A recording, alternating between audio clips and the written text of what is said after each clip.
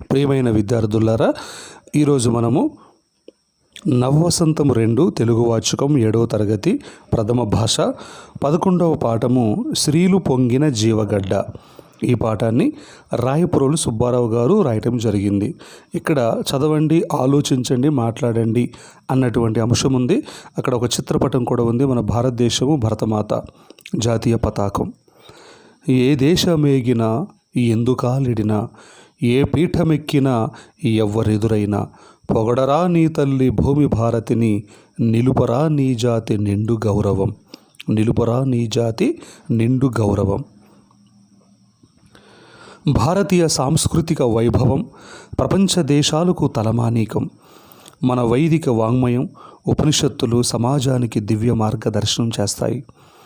భారతీయ చారిత్రక గాథలు, సాహితీ సంపద, కవిత్వం, నాట్యరీతులు అత్యంత ప్రసిద్ధికెక్కినాయి.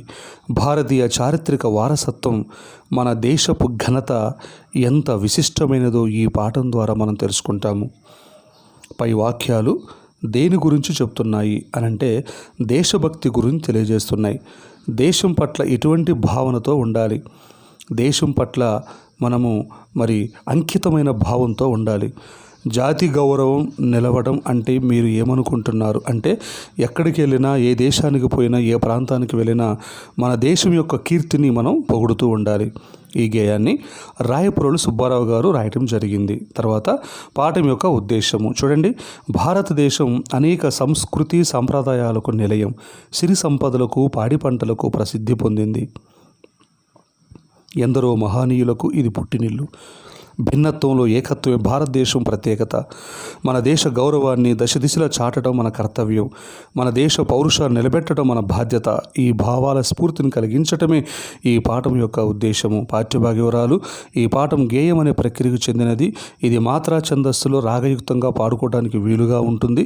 ఈ గేయం రాయప్రోలు సుబ్బారావు గారు రచించారు. రాయప్రోలు సుబ్బారావు గారు భావ కవిత్వానికి పేరెన్నికగన్న రాయప్రోలు సుబ్బారావు గారు గుంటూరు జిల్లా గార్లపాడు అనే గ్రామంలో మార్చి 13, 1892 సంవత్సరంలో జన్మించారు. వీరు తృణకంకణము, స్నేహలత, స్వప్నకుమార, కష్టకమల, ఆంధ్రావళి, జడకుచ్చలు, వనమాల మొదలైన కావ్యాలను రచించాడు. రమ్యాలోకము, మాధురి దర్శనము ఈయన రాసిన లక్షణ గ్రంథాలు. అద్భుతమైన వర్ణనలు, తెలుగుదనం, దేశభక్తి రాయప్రోలు కవిత్వంలో అడుగడుగునా కనిపిస్తూ ఉంటాయి. వీరు జూన్ 30వ తారీఖు 1984 సంవత్సరంలో వీరు మరణించటము అనేది జరిగింది. ఇక మనం పాఠంలోనికి ప్రవేశించినట్లయితే దేశం యొక్క కీర్తిని, దేశం యొక్క గొప్పతనాన్ని, మన దేశంలో ఉన్నటువంటి అనేకమైనటువంటి సంస్కృతి సాంప్రదాయాలను రాయప్రోలు సుబ్బారావు గారు ఈ శ్రీలు పొంగిన జీవగడ్డ అన్నటువంటి యొక్క పాఠంలో ఎంతో చక్కగా వర్ణించాడు. ఎలా వర్ణించాడో చూడండి. శ్రీలు పొంగిన జీవగడ్డై, పాలు పారిన భాగ్యసీమై, వరలినది ఈ భరత ఖండము, భక్తి పాడర తమ్ముడా. శ్రీలు పొంగిన జీవగడ్డై, పాలు పారిన భాగ్యసీమై, వరలినది ఈ భరత ఖండము, భక్తి పాడర తమ్ముడా. వేద శాఖలు వెలిసెని చట, ఆది కావ్యం భలరెనిచ్చట, బాదరాయన పరమ ఋషులకు వాదు సుమ్మిది చెల్లెలా. విపిన బంధుర వృక్షవాటిక, ఉపనిషన్మధువలికెనిచ్చట, విపుల తత్వము విస్తరించిన విమలతలమిదే తమ్ముడా. శ్రీలు పొంగిన జీవగడ్డై, పాలు పారిన భాగ్యసీమై, వరలినది ఈ భరత ఖండము, భక్తి పాడర తమ్ముడా. సూత్రయుగములు శుద్ధవాసన, క్షాత్రయుగములు శౌర్య చండిమా, చిత్రధాస్యము చేన చరిత్రలు చెరిగిపోయెను చెల్లెలా. శ్రీలు పొంగిన జీవగడ్డై, పాలు పారిన భాగ్యసీమై, వరలినది ఈ భరత ఖండము, భక్తి పాడర తమ్ముడా. మేలికిన్నెర మేలవించి రాలు కరగగరాగమెత్తి పాలతీయని భావి భారత పదము పాడర తమ్ముడా. శ్రీలు పొంగిన జీవగడ్డై పాలు పారిన భాగ్యసీమై మరలినది ఈ భరత ఖండము భక్తి పాడర తమ్ముడా. రెండవ భాగం. నవరసమ్ములు నాట్యమాడగా చివురు పలుకులు చెవులు విందు కవలిలల్లిన క్రాంత హృదయుల గారవింపవే చెల్లెలా. దేశ గర్వము దీప్తి చెందగా దేశ చరితము తేజరిల్ల దేశమరసిన ధీర పురుషుల తెలిసి పాడర తమ్ముడా. తేలు పొంగిన జీవగడ్డై ఆలు పారిన భాగ్యసీమై మరలినది ఈ భరత ఖండము భక్తి పాడర తమ్ముడా.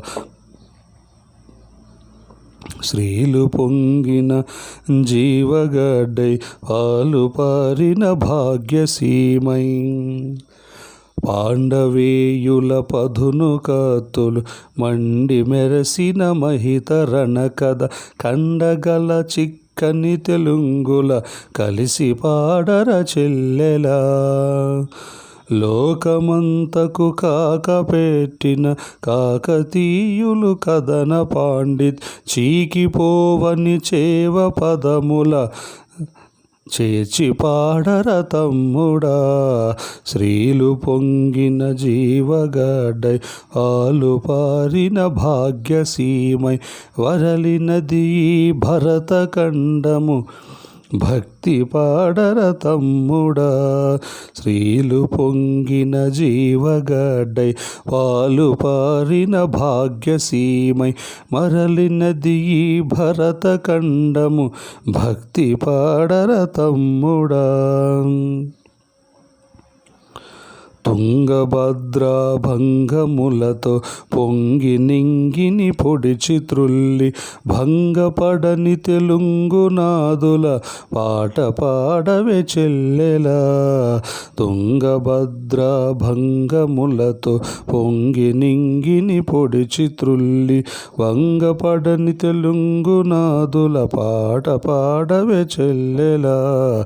శ్రీలు పొంగిన జీవగడ్డై పాలు పారిన భాగ్యసీమై వరలినది ఈ భరత ఖండము భక్తి పాడర తమ్ముడా. సారాంశం చూడండి. కవి మన దేశపు గౌరవాన్ని గొప్పతనాన్ని సాటి చెప్పే విధంగా ప్రతివారు పాడుకునేందుకు వీలుగా ఈ గేయములో ఈ కింది విషయాలను చెప్పాడు. ఆయన భారతదేశ ప్రజలను తమ్ముడా చెల్లెలా అని సంబోధించాడు. మన దేశం సిరులు పొంగిన జీవమున్న భూమి. ఇది పాడి పంటలు గల భాగ్యదేశం. ఇట్లాంటి ఈ భారతదేశాన్ని గూర్చి భక్తితో పాడాలి.